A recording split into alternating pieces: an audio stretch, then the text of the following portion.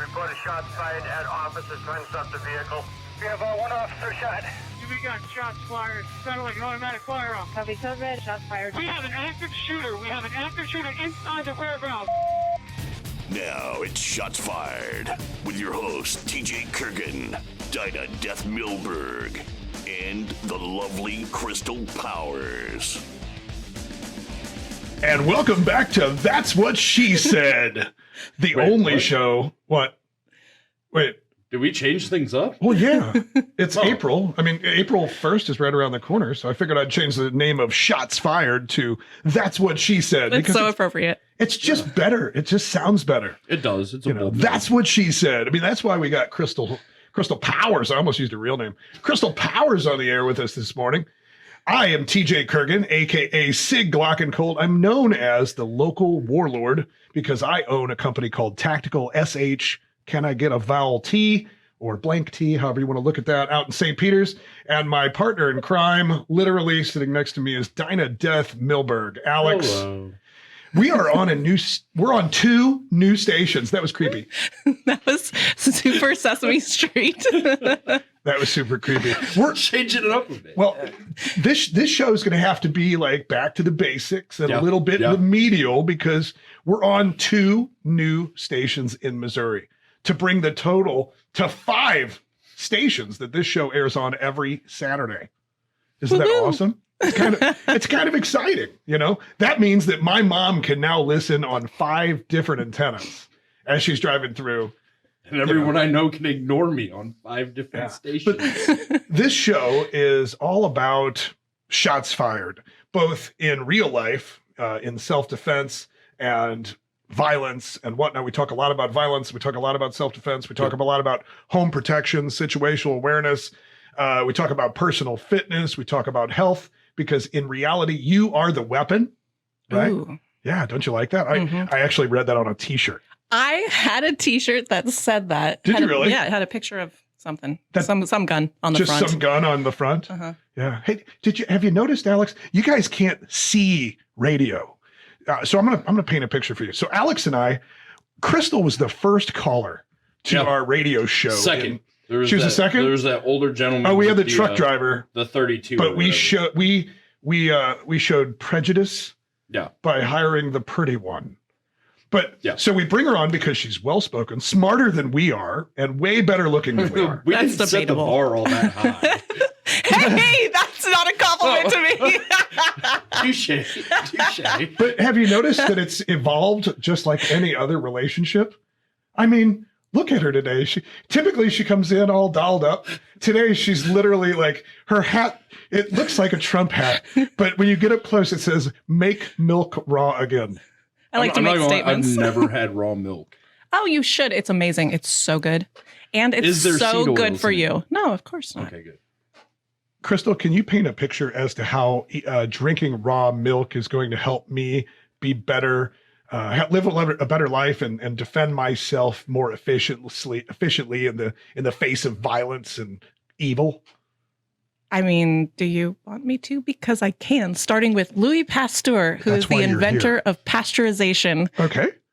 He actually decided that he wanted things to last longer, and he, at the end of his life, he recanted all of his work. However, how old did he live to? Not sure. I don't remember. Hey, if you're out there, Google that.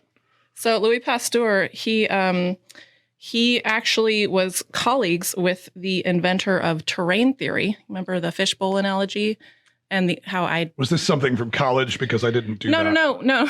When I was talking about germ theory and how I don't believe in germ theory, I believe in terrain theory. Take care of your body and your body will take care of you, as opposed to there are germs everywhere and you need to fear them. And that was part of our talk about COVID. Am I going too far? It's amazing how germs and criminals or evil can be described the same way. But anyway, that's where I draw the parallel. Keep going. True. Yeah. So anyway, they were colleagues, and the allopathic community decided to go with Louis Pasteur's approach, which is pasteurization is good. It kills all the quote bad bacteria, but and while that's true, it also kills all the quote good bacteria also, which is what your gut needs.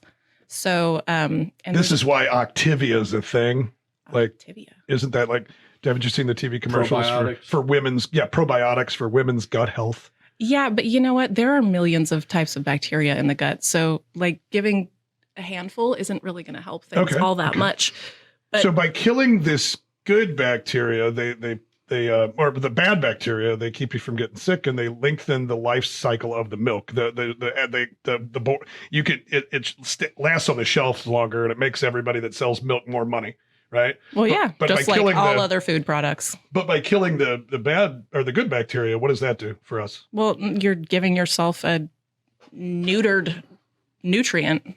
Like it becomes just a filler at that point. It's spicy. No, it's sugar water.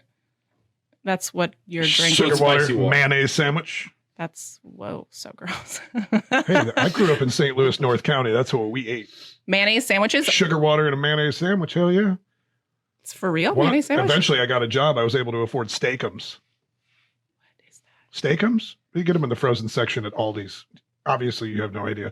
She's from California, by the way. Please forgive her. She's super smart in some things, like pasteurization and science. All those other big words she used. Wait, what? Do I want to know? No. Okay. I used to be poor. I used to be poor. Yeah, we're all going to be poor again. Hey. Have you heard about the inflation? Yeah, it's affecting me. It's affecting everybody. And you know what? It's affecting the firearms industry, although not as rapidly. We saw rapid inflation in the firearms industry just last year, about 18 months ago, I guess, when we saw the first supply chain issues that caused ammunition to go way up. Firearms, the price of firearms went skyrocketing because of all the first-time gun buyers in America. By the way, bravo to you. If you are a first-time gun buyer out there, we'll talk about that in a minute. But so there was a ton of first-time gun buyers because of riots and because of pandemics and because of election frauds and all kinds of things that have made people fearful. So they ran out and bought guns. That drove the price of guns through the roof and also caused supply chain issues with guns. You know, you couldn't get barrels, you couldn't get bolt carriers, you couldn't get slides and all that stuff. But then all those people ran out and bought ammunition. When they bought ammunition, it caused a glut in the market, and then that caused panic buying. The panic buying, all the people that were gun owners are like, oh my goodness, I got to buy ammo. And so we saw record ammunition sales over the last 18 months, started to die off towards the third or fourth quarter last year. And then just when everybody thought it was getting better, you know, the Russian ammo sanctions happened in August, even though that caused more panic buying, but it didn't really stop the flow of ammo. It was kind of short-lived immediately. However, it led to then, you know, it put more pressure on the market because then everybody's stockpiling the Russian ammo, the steel stuff, which is traditionally cheaper. Then, hey, you know what? Somebody goes and starts World War III, right? So the Russians invade the Ukraine, and everybody sees the Ukrainian people. You know, the media, the George Soros funded media, showing us all these poor Ukrainians and how they're handing out AK-47s, and they've you know, they need gear, they need armor, they need bullets, they need night vision and thermal optics and yada yada yada. It opened the eyes of Americans, which caused more. I don't know if I'd call it panic buying, but just like fear-based increased buying. Yeah. And so we saw a major increase, and then. The sanctions were further exacerbated. Basically, the original Russian ammo sanctions said that anybody with a permit could still bring their ammo in, and those can last years. But then since then, now no ships can come from Russia to here with anything on them, and we can't wire any money to Russia with the SWIFT sanction. So all Russian ammunition, which makes up 40% of the market, is now basically not coming. I think that basically you're going to see a bunch of Tula and Red Army and Wolf landing over the next, say, 30 days. And then it's going to be gone. This stuff is literally a collector's item, you know, and that's 40% of the ammo. Do you have a quick second for some breaking news? We do. I just received an email from our manager in Florida, a open letter from the ATF to all FFL holders. It states that they recently examined the forced reset triggers. Oh, yeah, like the rare breed forced reset trigger, and then the the patent infringement copy Correct. that was made by that one company. What is that? Those guys down Big Mommy Unlimited. Yeah, big Baby Mama Unlimited. So it says here the ATF has classified these devices as a machine gun as defined by the NFA and the GCA. Any FRT that allows force reset trigger that allows a firearm to automatically expel more than one shot with a single continuous pull is a machine gun. A single continuous pull. That's where they got it. Yeah. That's where they got it. That's where they were able to because do it. if you don't have a strong finger, It'll just keep going. That's what she said. Oh, come on. That's also what she said. I'm so disappointed in myself.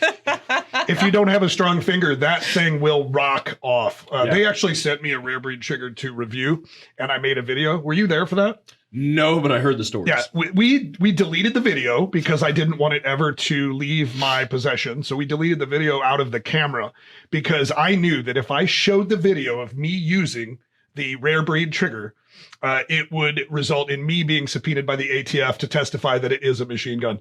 We have our first station break coming up right now. Now that's just for some of the local stations in Missouri, but we're just gonna roll right through. Be back after this for those guys. So anyway, I got a chance to review the rare breed trigger, and I didn't mean to cut you off. We'll pick back up on that. And we put it in my 300 blackout with a suppressor, and we went out in my backyard with a camera crew. And, you know, they advertise this thing as you're supposed to be able to pull the trigger once. And basically it fires when you pull it, and it fires when you pull it. And then if you allow it to, it forces the reset, and then you could pull the trigger a second time with your finger. That's how it's scientifically made to do, right? It's a forced reset. And then, so if you keep pressure, but not too much pressure, it'll keep going bang, bang, bang, bang, bang, bang, bang, right? If you pull it really hard, you can hold the trigger to the back and just fire one time. Okay. Allegedly. Which then throws it into an open bolt situation. And then you're supposed to be able to let off of that trigger and safely, it won't fire again. Well, it took me a skilled shooter. I shoot 3-gun. I shoot USPSA, IDPA, tactical 2-gun. I'm trained. It took me 4 or 5 attempts to make it only shoot once. And then I got it. I was so proud of myself. I made it only shoot once by really just pinning the trigger as hard as I could back. And then I showed everybody, hey, look, the bolt closed or opened. It's held open. It's as advertised. And then I let go of the trigger. Fortunately, the gun was pointed in a safe direction, which is rule number 1 or 2, I don't know, of gun safety. Because when I let go of the trigger, and I thought I let go fast enough, it goes, and Really? Whoops. it would have absolutely wasted an entire family of people if it wasn't pointed in a safe direction. And so I immediately destroyed the video because I didn't want anything to do with that. I think it's an interesting novelty, and I applaud Rare Breed for the innovation, and I hope that they win their fight against the ATF. It doesn't sound like it's going very well, because I do like to see people poke the bear. Absolutely. But in this case, it They were too good. yeah, it's and so I told Alex, I said, this thing is it might not fit the definition of a machine gun, and that's what the argument's all about, but it sure as heck is a machine gun. Yeah. If memory serves me correct, did you not only remove it, destroy the video, but then immediately that day had the trigger shipped back to them? Not only did I have it, I shipped it to someone else that wanted to review it With a signature required. Yeah, I won't say who, but if ATF, if you're listening, you could always subpoena the documents, because we did get tracking, because I wanted tracking to be able to show them that I sent this out to somewhere else, because I did not want it in my possession, especially as a law-abiding FFL holder. Yeah. Right. Yep. Federal firearms license holder. So what else did this thing say? Were you done reading that? That's pretty much it. The rest goes into the determinations and what they did. So basically, what are they saying that these FFLs have to do if they have one in their possession? Do you know? Let's see if it covers that. Is it turn it in for voluntary seizure, or is it, hey, you get 16 years in federal prison? ATF intends to take appropriate remedial action with respects to the sellers and possessors of these devices. Current possessors of these devices are encouraged to contact ATF for further guidance on how they may divest possession. If you are uncertain whether the device you possess is a machine gun as defined by the GCA and NFA, please contact your local ATF field office after you lock up your dogs. So it doesn't say what their plan is. Methinks that What's means the they're going to definition of seize it. remedial? Because that was the word that stuck out Yeah. to me. I thought that It means sounds to me, like a lot of gun community, social media folks instantly go to, they're coming to get my guns and they're going to kick in my door and take my forced reset trigger. But it sounds to me like this is hey, we've decided this is a machine gun. Whether you like that or not, we're giving you an opportunity to divest yourself via remedial action. a It remedy fixes or it. a cure. A remedy or a cure, meaning A fix. we're giving you an out. And typically with the federal government, what I've learned is that means that eventually it's going to be bad if you hold on to it. But anyway, hey, we got to do our first ad. I want to thank our new sponsor, Alarm 24. Alarm 24. We talk a lot about self-defense, personal defense, home safety, home security. Because home invasions are a real thing, especially today. The thing I like about alarm systems is because they can keep you from having to shoot somebody. Absolutely. Right. The gun, which we talk about a lot, is typically a great line of defense, but you need other layers of defense. If you're out in public, that is situational awareness. It's your voice. It's your persona. It's hands. If you have to go hands, you could have a force continuum. You could scale to violence, Deterrent, right? stuff like But that. at home, that works the same. So at home, if you're worried about your home security, you need cameras. You need motion detectors. You need glass breakage, and death does not just come in the form of COVID and criminals. It also comes from fire. So you need fire alarms too. Yep. Carbon monoxide's a big one. And so Alarm 24 here in St. Louis, they do commercial, industrial, residential. They do gas stations. I mean, every They gas do station you everything. go to in St. Louis, they have an Alarm 24 sticker on the window. Yeah. They are the alarm company in St. Louis. It's alarm24stl.com. Tell them that you heard about them on Shots Fired. Not, that's what she said. All right, we're back. And what were we talking about? We were talking about the forced reset triggers. Those are now illegal. Nope. And then, As of just this show. By the way, this show is recorded on Thursday. So you may have already heard that news, even though we said it was breaking. This show is recorded on Thursdays in St. Louis and then airs on Saturdays in 5 stations in Missouri. And then we're also looking to get syndicated in Florida. Nice. outstanding. Yeah. So why would we want to go to Florida, Alex? We have several locations down there. We have we call it the Orlando location. It's technically Kissimmee, but it's one of those walk across the street and you're in Orlando, and everybody knows Orlando. And then we have another one that actually this Saturday, the 26th. Yeah, actually, while this show is airing, I am in Clearwater, Tampa, St. Pete, the Tampa Bay area, right this second. I feel like I'm time traveling. I am there for the grand opening of our Clearwater store, which serves the Tampa Bay area. Yep. It's on 49th Street, just near Ulmerton Road, right down the street from the county sheriff's department. Pinellas County. Yeah, Pinellas County Sheriff's Department, Pinellas County Jail, the courthouse, all that. We're going to be having, if you're in the Tampa Bay market, stop by any time between 10 a.m. and 6 a.m. today we've got guns and suppressors and gear and giveaways. We got door prizes, tons of industry influencers and brand ambassadors there. Cigars. Tons of cool beer. dogs to play with. Yes. We're going to have free beer for after you put the guns down. Yes. We'll have free beer. We're going to have music. We're going to have food trucks. It's going to be a big festival of freedom, just like a street party of patriotism. Yeah. Yeah. It'll be kind of like a Trump rally, except with more pickup trucks and beards. Oh, this sounds like fun. Yeah. And short shorts. Yeah, well, hopefully, by the way, if you're an attractive no, I'm just kidding. I'm just kidding. Okay, so That's why. So when we say we have stores, we are Tactical SH located at Cave Springs and in St. Peters. Cave Springs and Highway 70 in St. Peters. And so if you're looking to join the civilian arms race, come and see us. Stock up on your plate carriers and armor while you can, because it's moving. Yes. Something World War III.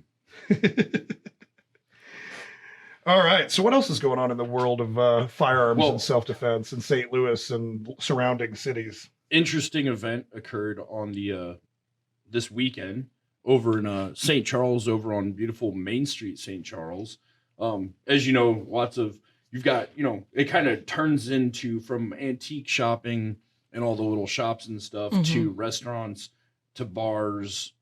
And in that area, I believe it was Big A's is where it was at. So more towards the bar section. Yep. I've drank many car bombs on that street and done many of dumb things, but I've never done anything this dumb. Yeah, no, this tops that I've heard down there. So we used to be down there too. Yeah, Tactical SH.TU started on Main Street in St. Charles during the Ferguson riots, as a matter of fact. Yeah. Huh. Yeah. We had this little bitty apartment. It's like 1,300 square foot apartment. If that. That we got from a stripper.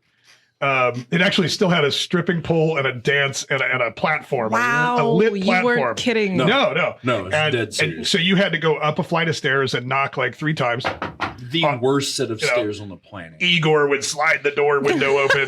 Yeah, it was a true experience, but it was a place where you could go get legitimate tactical gear, and the law enforcement agencies in St. Louis during that time, that was a high concern for them. Yeah.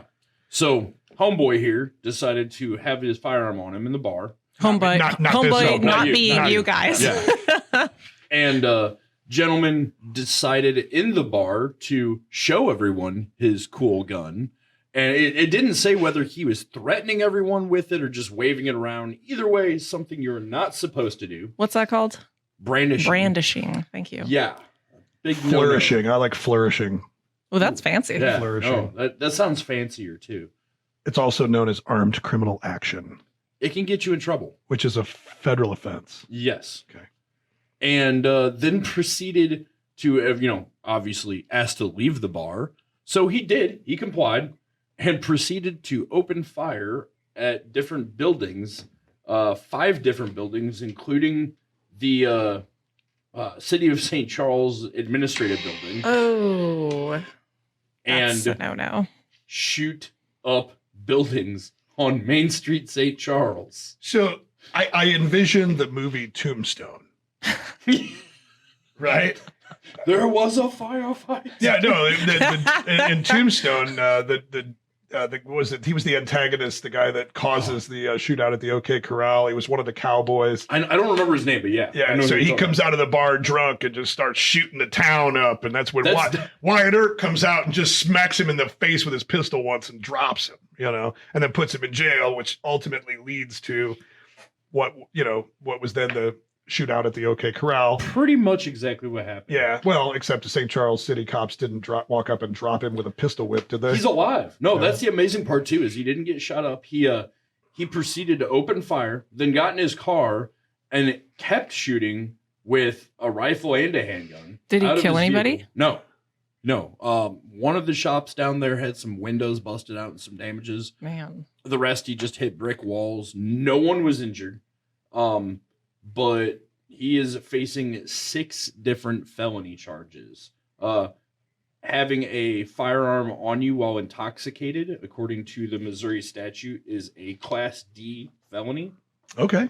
And so it's still a Class D felony in Missouri to be in possession of a firearm or projectile weapon readily capable of lethal use on his or her person while he or she is intoxicated, and handles or otherwise uses such firearm or projectile weapon. Wait, and handles?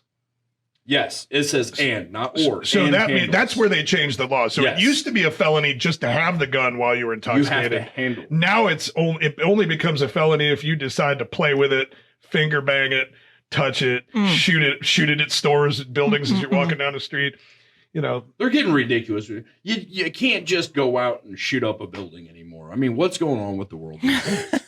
So and it Choices. specifically states in a either negligent or unlawful manner or discharge such firearm or projectile unless acting in self-defense. Right. So it is now So they left covered the that if window you're open. intoxicated and use your firearm in self-defense, you're still okay. So if you've had 6 glasses of wine and you're in bed and somebody breaks into your house and you grab your gun and shoot them, I mean, you better hope it's not your mother-in-law coming over and you're just hammered, that it actually is somebody breaking in, but you are now covered. Yeah. But on the flip side of that, if you've ever been in a high stress shoot, don't shoot situation, whether it's in training or in real life, you realize the problems you have with articulation after the fact, memory loss, all the things that come with the adrenaline dump that fear, and excitement create within the human body. You lose small motor skills. You can't use your fingers.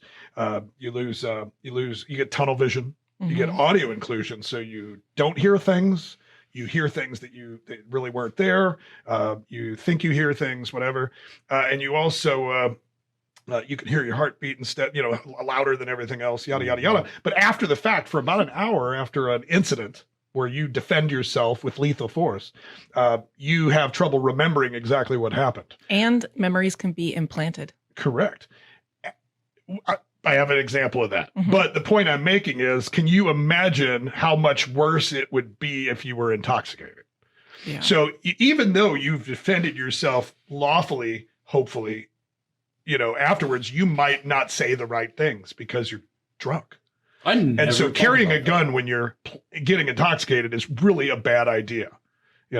Typically what I've always done is if I was going to have any drinks, I always have my gun on me. I typically would then take that gun out to the vehicle and secure it in the vehicle, which is a whole nother story, because then of course you're opening yourself up to potentially getting your gun stolen out of the car. Right. So hopefully you have some way to lock it in the car, and hopefully you don't have Smith & Wesson and Glock decals on your back window telling everybody to steal your gun out of your car. Look, I have guns. But that's interesting, the way they've worded the law. But this guy obviously deserves every charge that he got. And I guarantee you that he woke up the next day and probably had no remembrance of what he did. No, it sounds like he was pretty intoxicated. Yeah, which is another one of the most horrific things about being an alcoholic or a drunk, is that next day when people Finding tell you, out what you when did. you wake up and you're in jail and you find out that you shot up St. Charles. Choices. I hate when that happens. Yeah. The worst thing I ever did in St. Charles was I was doing Irish car bombs all night. I think the statute of limitations is over. I was doing Irish car bombs all story night. Time. My wife and I got into an argument. This is Oh, no. over a decade ago. And I'm going to go sleep in my office. And so I literally walked in the rain in my office, and it's pouring down rain, and didn't have my keys, right? So I threw a brick through the window. Woke up the next morning. I'm like, did I? Oh, yeah. Yeah, I did. Yeah. So that was a pretty bad night for me. But at least I didn't have my gun on me. I got hammered and stole my own identity. Oh, tell that story. I literally got so drunk that this was when you were in the Marine Corps, right? Yeah, I was. My wife had already moved home. It was right before I got out. Wasn't doing too hot, and was a slight raging alcoholic. And I wake up to my wife blowing my phone up, going, "We have no money in the bank. What the hell happened?" I'm glad you said phone up, because I was really worried about where that was going. Anyway, go ahead. So I'm like, I have no idea. We had money in there last night. So I'm full like detective mode. I call the bank, found out where transactions are. I'm like, someone had to have snuck into my room and taken my wallet. There's like 120 bucks was used. So You got the good stuff. I go and I call my bank. I talk to the bank. And this is before online banking or anything. I didn't have a smartphone, nothing. I ended up even going as far as going to I found the liquor store it was used. I asked them if I could pull their security footage. Looked the security footage, and there's me staggering into the liquor store, buying multiple bottles of vodka and checking out. It was me who had stolen my card and used all the money for alcohol. So, yeah. How was that conversation with your wife? Awkward. So I found the culprit. Hello. What did you tell her? Did you tell her the truth? You didn't. Yeah. You did? Yeah. Oh. I was still drunk. About like 4/5 of vodka. I was still hammered. Yeah. And then if you go party with Alex and I, neither one of us drink much at all anymore because we've learned better. I do not make wise choices. No. I don't make wise choices sober. No. Speaking of credit cards and thinking of something's fraud, I have a little story to interject here. This morning, my phone rings, and at TacticalSht.T, we're a big online store. We sell ammunition, guns, suppressors, gear, armor, holsters, basically everything in the Second Amendment and self-defense lifestyle. And so we have customers all over the United States. I put my mobile phone number on the credit card statement so that I'm the first one to learn of fraud. Because if somebody tries to buy some night vision goggles for $10,000 using some grandma's credit card, Right. I want to know about it before we ship those night vision goggles out, right? And so we get a call this morning from a woman, and she's like, can you tell me, I've got two charges here, one $600 and some odd dollars and one $700 and some odd dollars, 2 days in a row. And I said, well, we own TacticalSht.T, and we sell ammunition and things like that. Did you order any ammunition? And she goes, no, I didn't order any ammunition. And then you hear the husband in the background, honey, who's that? This is And she real goes, life. did you order ammunition? And he goes, yeah. And then her demeanor with me changed completely. And I said, ma'am, please don't be mad at your husband. And she goes, it's too late for that. Click. No. So I immediately turned. I said, oh, ma'am, I have made a huge mistake. I'm sorry. That was an order from one of my other companies. It's a flower company, and it was for bouquets of roses to your address. And she goes, it's too late for that, buddy. And so, funny enough, we're going to actually send that guy a promo code and an email, giving him 10% off his next ammo purchase. It's not going to help him if he's dead. He's still alive. Like, we're literally going to say, hey, bro, sorry about that. We tried to put it in the unmarked packaging for you, but your wife busted you. That's awesome. That's amazing. Oh, man. You know what? We need to talk about fitness. Yeah. Isn't that what she said? Fitness burger in my mouth. Way to clean that one up. Hey, so we talk about guns. We talk about self-defense. We talk about what to do with guns, what not to do with guns, like drinking. Shooting up your local main street. Yeah, don't do that. But, self-defense starts in the mind, because you have to be mentally capable of extreme violence. In order to, because the only thing that defeats violence is violence, right? You can't passively win your way out of a fight, right? Unless the person fighting you is somehow good. Very seldom do people stop fighting you or attacking you just because you're being passive. So you have to be able to meet violence with violence, right? And that takes that's a certain mental condition, mental state. You also need mental health. Right. But you also need physical. What is so fun? You also need physical health. You have to be able to sustain the fight. Right. If someone's attacking you, typically most fights are over in just a few minutes, if that. But, it might be a very, very strenuous couple minutes. And so that's why we always talk on the show about, mental health and personal fitness. The mental health part is where you come in, because you talk a lot about what to eat, what not to eat, what toxins build up in your body, things like that. We also talk about physical fitness, not just the ability to lift weights, but, the ability to have cardiovascular health and stamina and things like that. You used to actually do shows, didn't you? Yeah, I did bodybuilding shows. Yeah. I actually met Jamie at Precision Fitness because he's a big bodybuilding show guy here in St. Louis. Also a major supporter of the Second Amendment, big time gun guy, loves to go shooting. And he actually became a trainer for my wife. My wife never did any shows because she's too shy for that, but he became her trainer. And I ended up meeting him along the way, and we became great buddies. And then his wife is absolutely amazing. Jen is a nurse practitioner, and they have created this company, Precision Fitness and Medical Spa. And Precision Fitness in Creve Coeur, they do everything from personal training. Alex is actually going there, this week for a session? No, probably next week. I go in once in a while to get new workouts and things. My wife goes in every single morning, like it's a religion for her to go get her butt kicked by Jamie and Jake and the guys over there. But they also have a medical spa too. So like if you are looking for, any type of enhancements, either to your appearance and or your physical health. Don't look at me when you're saying these things. Hey, have you ever used Botox? No. No, I have. Why do you look like you're lying to me?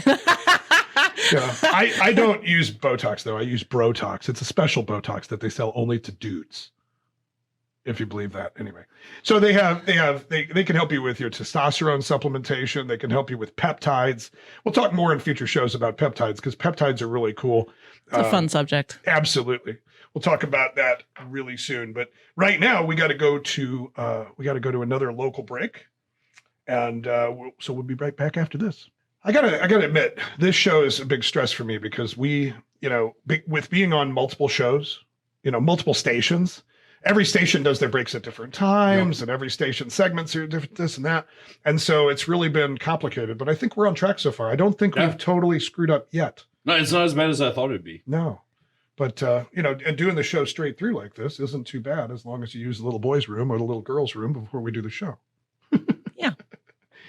So this is the final segment, essentially, of the Shots Fired show. Let's talk about what's going on in the Ukraine. From what I understand, yesterday was interesting. I guess Ukrainians and Kiev put together a counter assault and pushed Russia back. But man, I don't even know where to begin with that. You know what? I've honestly been purposefully not paying attention because I feel like at some point I know we're going to get dragged into it. They want us in this thing so badly. They're not even hiding. It's all part of the New World Order. This is literally George Soros's next act. I don't want to say it's the final act. It could be the final act, I guess. But this is just the next chapter after COVID. Right. COVID was the way to see how much they could do to control people, and now it's flipped the script. Let's get everybody to support World War III. Right. Well, the emotional manipulation is pretty. I mean, you can just turn on your TV. And 24/7 pumped in your brain. Russia's preparing to use. I'll say this now: if quote unquote air quotes Russia uses chemical or biological or nuclear weapons in Ukraine, I honestly believe if it occurs, it's not Russia doing it. It's us. Yeah. Or somebody behind somebody that's part of the cabal that is pushing the New World Order. And then within a week we'll be involved, and that's the end, because we can't not get involved if that happens. It's disturbing to see this before it happens. I love to be wrong. I'm really hoping I'm wrong. It's the slow car crash for sure. Would you let's talk about something really hardcore. So let's say the Biden administration pushes us into World War III with Russia. Would you allow your son to be drafted and sent to what do you mean Eastern Europe? You use two conflicting words, allow and drafted. Yeah. Okay. Well, okay. There's ways around everything. Well, I'm saying, I would not allow it. I would not allow, they would have to kill me before my son gets sent over to fight another man's war for something that doesn't have anything to do with this country whatsoever. Yep. Interestingly, they, I don't remember if it was ATF, FBI, some government. Speaking of killing me? Okay. No. They came out with a possible jobs for conscientious objectors. So if you don't want to literally go to war, they've got a job for you here at home helping the cause. Yeah. All you have to do is become a transsexual or something, cisgender. You just have to give up your Can you imagine how incapable our current military is to fight a war like this? Although it doesn't look like Russia's got the capabilities we all thought they did. Now, I had an interesting theory on that I was shown. Task and Purpose.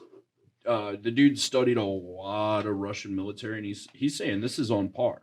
That they throw in their old outdated equipment, their conscripts, their basically their version of National Guard. Mm-hmm. Like they're not their top-notch guys.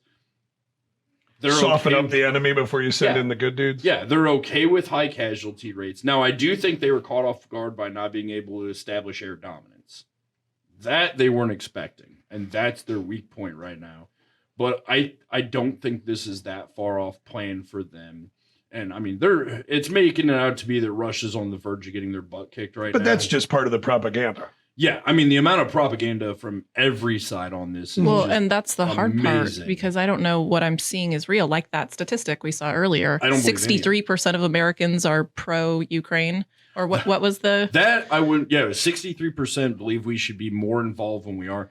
I don't believe that at all. I do, only because the amount of people I'm seeing on social media and all over the place saying we should be more involved and we should go over. And I'm like, I completely Well, astounded. it's almost like the way they've spun red flag laws, right? So red flag laws that seemingly seem like a good idea, right? Crazy people shouldn't have guns. People that threaten other people's lives or threaten violence shouldn't have guns. Yada yada yada. Except that's not. But that's how they spin it. That's how they market it, right? It's the same thing with this. You know, it's obvious to any good person that, you know, the Ukrainian people are victims here, but they're trying to make it out that the Ukrainian government isn't just as corrupt, if not more corrupt, than Russia. Right. You know, And I mean, they have a history of government corruption. And let's look at Russia's reasons for invading. They were threatened by biological labs. oh, you mean our biological labs which that were has been making confirmed. bioweapons out of things like the plague and looking at how it could be spread by birds? Yeah, which we've acknowledged they exist, except we claim that it's to study these things in case Russia does it. Who knows who to believe on that one. And the other reason was the denazification of Ukraine. Fox News just literally showed video footage from the Azov Battalion on Kiev. The Azov Battalion is a known, and if you want to argue this point, liberal media who can't keep their own stories straight, Vice News has done multiple videos on the Nazi problem in Ukraine. There is a Nazi music festival in Ukraine every December. The Azov Battalion is a known Nazi party militant organization. This is old established fact. So, I mean, I did not see that coming. Putin had more of a legitimate I reason see to what you invade did there. Ukraine by his reasoning than we did in Iraq. Yeah, but I'm just the gonna say. narrative that Russia is fighting literal Nazis does not make the liberal news media look No, good at all. Literally, in 2 years, we went from bash the fash and all this Antifa To be stuff. the fash. Yeah, to let's support the Nazi. What? You guys sure did make a quick 360 on that one. Yeah. It's all manipulation for global power and money, and the amounts of money involved are just staggering that we can't even comprehend. I had someone call me unpatriotic because I didn't support Ukraine. Huh? Yeah. How does that even work? I am not on Team Russia. I am not on Team Ukraine. I could give two F's about either one of them. Yup. And I think we should absolutely stay out of it. I think NATO is a waste of time and effort for us. I think we should back out of NATO. They should handle their own business. Yeah. And I really don't care about anybody who has any financial holdings that would be affected by that. No. Now, if I had millions or billions in financial holdings globally that I needed NATO, I might change my mind because everything in the world is based on money. Just business, baby. Just business. Now, I'd be down to go to war over, like, if we could get gas down to 98 cents a gallon. I'd be fine with that. Like, I could have deployed for that. I'd get behind that in a heartbeat. Yeah, they don't want you to buy gas, though. They want you to buy electric cars Yeah, that's not going to happen. so that we can get the technology from China that they rape from Afghanistan. Yeah, because that wasn't all planned. The lithium at ion. all. Anyway, so we're coming up on a hard stop for our first local station. So anyway, just want to thank you for listening to Shots Fired. You can text the word tactical to 59769. That's tactical to 59769 to join our weekly text message blast. We'll give you great deals on stuff, let you know when ammo comes into stock. And also it lets us know that you're listening. All right. So this is the after show. Woo woo. Wow. Yeah, the new station that we're on, the two new antennas that we're on in Missouri actually give us almost 4 more minutes of airtime. Wow. Yeah. So I'd like to call it the lightning round, but I don't know what the hell we talk about. So we'll just call it the after show. I like it. It's like an after party. The Thunderdome. Yeah. What? Yeah. So What should we call it? we were talking about Ukraine. I want to bring the Ukraine to the gun industry, America, and how it affects you as a firearms owner, shooting enthusiast, that sort of thing. So Russia invading the Ukraine has created an arms race in Eastern Europe. Yeah. Okay. Everybody that calls Russia a neighbor is currently beefing up their military capabilities. Mm-hmm. How would Cartman say that? Military capabilitas? Capabilitas. Yeah. So, and what that means is, as a local warlord, I kind of get to see this from afar. I see the purchases being made. I see the pressure on things. Some of the things that they're buying now, they're wanting anti-tank weapons and stuff like that. That doesn't affect us, right? I don't get to shoot those at beer cans on the weekend, although I wish I could. It's not as fun as you think. They're really, really loud. So I'm not going to talk about F-16s and it shows my age. We're not going to talk about jets and tanks and rockets. I'm going to talk about the things that typically that they're also stocking up on that you have the rights as an American to own and should own and need to own before something like that happens here. And don't think that it can't. Right. Oh, yeah. Don't think that somebody could not attack or invade this country. I do believe it's coming as we get weaker and weaker and weaker in this new world order thing. And if we get into it with Russia, you better believe it's not just going to be over there. Yeah. Right. Mhm. So with that being said, these countries are buying armor, level 3 and level 4 body armor. So body armor that stops rifle shots, right? AK-47s and AR-15 rifle bullets. They're also stockpiling. A matter of fact, we're seeing pressure on that to the point to where the U.S. government and these foreign governments are buying all of the stock in America. Yeah. And they've stopped shipping any that's made anywhere else to this country. So what armor is left in the warehouses in the United States that isn't being sold to the feds is all that's left. This is a good reminder. I need to get me some. Yeah. So body armor, thermal optics. So if you're into hunting coyotes or hogs and or whatever, and you want thermal optics to be able to see a heat signature and hunt at night, thermal optics. Totally random question. Yes. Do drones give off a heat signature? I'm sure they do of some kind. Yeah. Powered. I'm sure they could. We'll have to test that. But we got to go. We only got 30 seconds. Thermal optics, right? Ammunition. Yeah. An entire ship full of bullets. 1 billion projectiles were coming from Turkey to the United States. The ship turned around in the middle of the Atlantic and went back because they called that ammo back to supply Eastern Europe. So you got armor, helmets, night vision. Night vision's another big one. Thermal optics, ammunition, all of those things are under pressure. So not only do you have inflation, but you also have those things are drying up fast. It is literally the beginning of the civilian arms race in America. Get your family, get your fire team stocked up now before it's too late. Because you are the militia.